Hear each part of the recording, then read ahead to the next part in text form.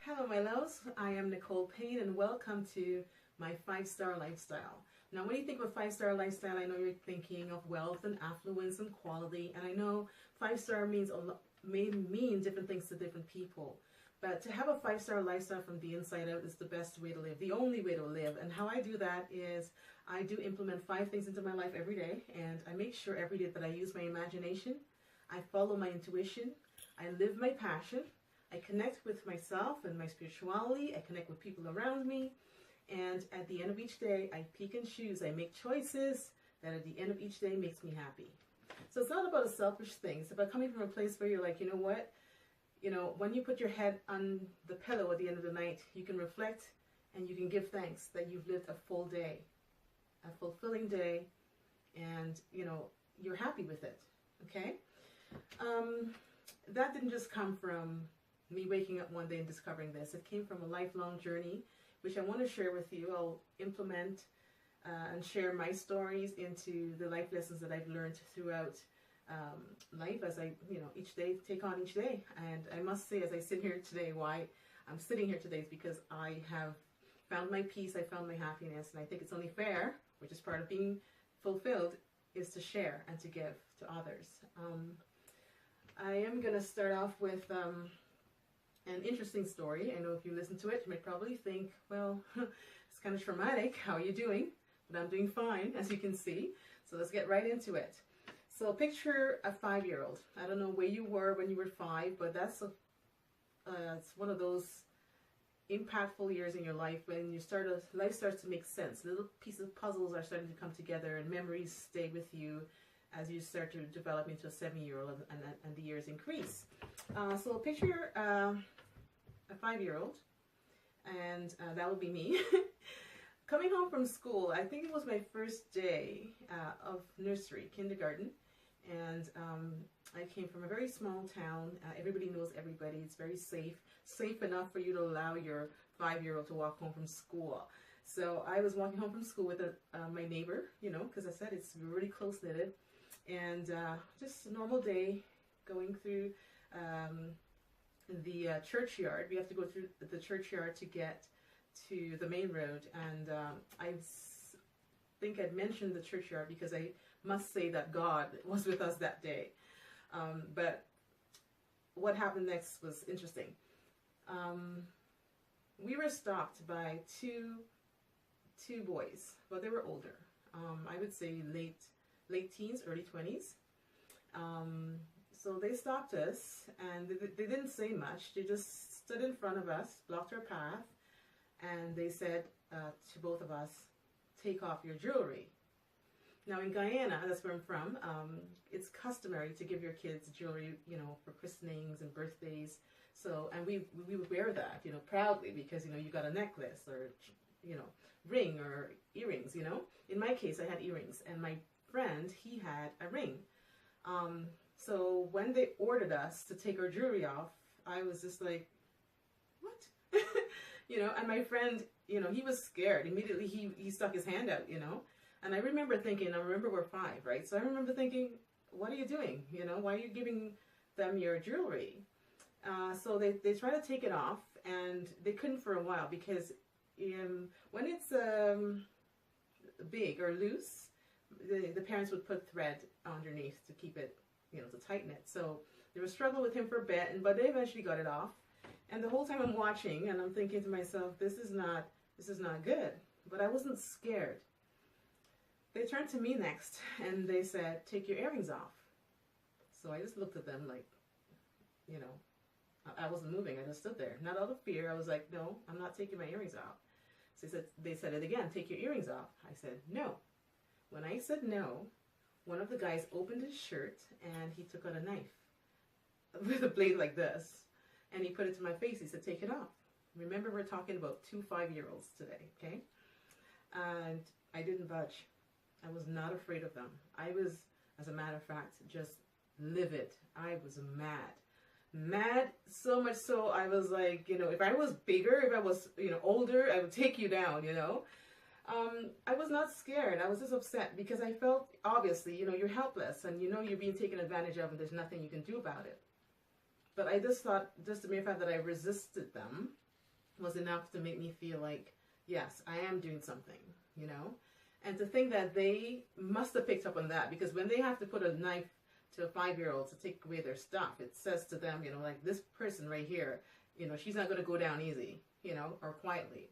So I just stood there, and then they kind of reached and they started to work on taking the earring off, and I had those earrings that had the loop, so it was not an easy pull-out kind of thing. And they were working on it. I did not help them. I refused to help them. And they took one off, and then they worked on the other one, and I just stood there. But let me tell you, I was boiling up inside. I was so angry. When they were done, they were like, yes, they were like, okay, you guys, you've been good kids. You know, you can follow us around the corner. We'll buy you ice cream.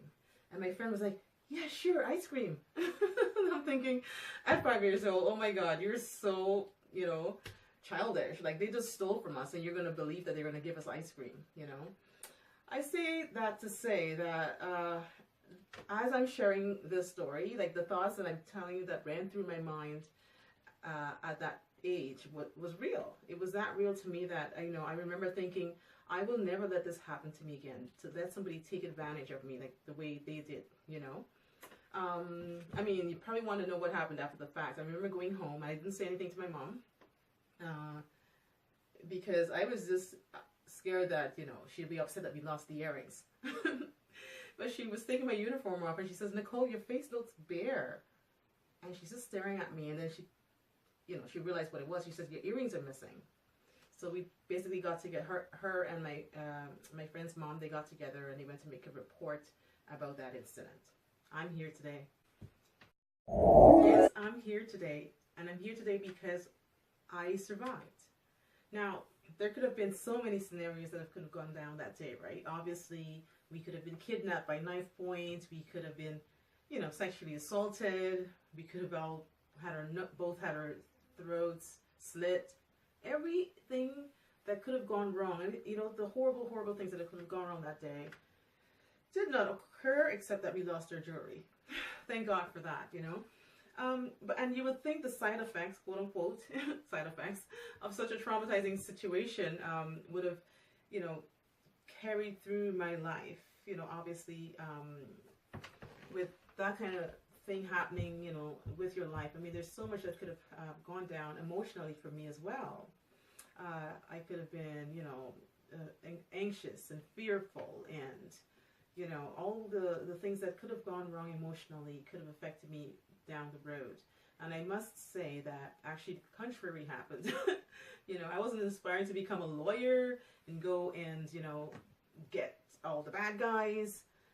No, it was more like, you know what? I stood up to those guys that day, you know, and I realized that I was fearless. And I also became quite aware of other people in their dilemmas. It made me so conscious of the wrongs that happen in this world today, you know, the injustices, the bullying, the things that people take advantage of on other people, you know. It's not okay. And I became so aware of that at a tender age. You know, I became that go-to person for a lot of people. Ask my brothers, they'll kill me for saying this. But growing up, yeah, I became that go-to person for a lot of people because of that incident. I became, you know, I knew I had this calm about me. I knew I had this awareness to look out for people that are, you know, in difficult situations and try to help. You better believe it. If I can, I was there, you know, to defend the helpless, for people that were struggling in situations that people were taking advantage of. Nicole was there because she knows that you know, what it could do to other people, you know, if they were left unattended, if they felt helpless in a situation. And it has since become more or less my calling, you know, hence me doing this whole coaching thing to help people. There are many sides to me, but that incident defined me at 5 years old, and it could have defined me in a very negative way, you know, but instead it made me who I am. It made me stronger. It built character in me. It made me more sensitive, as I mentioned, to the people around me. And I know, don't feel sorry for me, as in, what happened, you know, like, really, it's okay. You know, I don't know what your knife point situation may have been. You know, we've all had that moment where we actually felt helpless, where we felt threatened, where we felt, you know, taken advantage of. You know, not to that extreme with a knife to your throat. And for some of you, maybe, who knows, right? We've all had different experiences. I'm here to tell you, if you're watching this video, first and foremost, you have survived. You've made it. You're here today. Okay, so you're stronger than you think. Now, if you're still struggling, though, with the whole what ifs, you know, because I could have gone down that road of what if, you know, I died that day, what if, and, you know, the fears, the unnecessary fears that could have overcome me, you know. If you are there, though, where you've gone through a knife point situation, and I say knife point loosely as in, you know, like as I said, it could be in a relationship that you feel like you're, you know, being taken advantage of. It could be at work where you're not being acknowledged, and it could be even worse. I mean, those are just examples of feeling helpless, feeling that nobody notices you or acknowledges, you know, all the things that you were going through and the difficulties you have survived. And now you're left with the whole, you know, what if, and I wish I could have changed that, and I wish somebody was there to help me, and you know, I wish I had done something sooner, you know, or I wish I had done something more proactive. You know, it's the past. It's already happened. Okay, and I'm really sorry that it happened. But as I say today, you're still here. You're a trooper. You're a survivor. All right? So gain strength from that. Gain strength from, it could have killed me. It could have destroyed me. And even if it did tear away some of your confidence and some of your, you know, that boost that you had, taking away your joy, whatever it's done to try to destroy you, okay? Don't focus on that anymore. Don't give it that power anymore to control your emotions. You know, you get up every day and you're dreading life because that happened. It happened, okay? And as I repeat, I'm sorry it happened. But get some strength from that, okay? Look at the life lessons that can be learned from that and use that to encourage yourself, to lift yourself so that you can in turn help somebody else who's going through a quote-unquote knife point situation. I had an early start in a bad experience, 5 years old, but that's made me who I am today, stronger, fearless, you know, and sensitive to the people that are around me. And that's part of my 5-star lifestyle, okay? I am tapping into building a stronger woman, and I'm also being sensitive to the people around me, and I'm making decisions. I take responsibility for my actions and my reactions to anything that's happening around me. And you can do it too on a daily basis, okay? So go to that coworker that has been taking advantage of you and just face them head on and say, you know what you just said and what you just did, it was not cool. And let's sort this out, you know? Don't be afraid to say no. Don't be afraid to walk away. Don't be afraid to say yes if the situation desires that you say yes. Be bold, be strong, okay? Pick and choose. My 5-star lifestyle. Like, subscribe, and watch for your notification. Pick and choose. Your 5-star lifestyle, my 5-star lifestyle.